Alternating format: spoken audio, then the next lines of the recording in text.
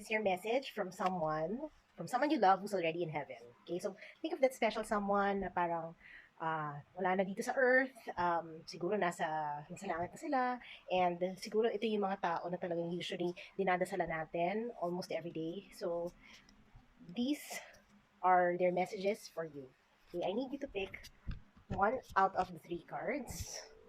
Okay, for those who chose card number one, ang message nila for you is to see beyond the current situation.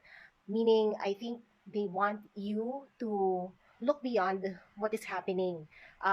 Read between the lines, and also siguro try to foresee for yourself based on your experiences in the past, yung wisdom ninyo from the past. Ano na yung mga natutunan niyo, and it's really nag-a-apply siya right now sa situation that you're currently in. So, go beyond, lagpasan nyo pa yung parang nakikita ng eye ninyo dun sa situation na yun. Alright? For those who chose card number two, trust in the unknown.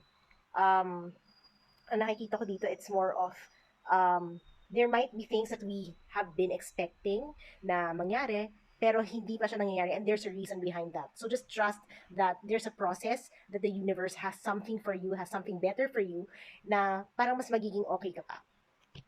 And for those who choose card number three, okay, exchange energy to create abundance. Don't be selfish, all right? There are talents that you possess, but you need to collaborate with other people.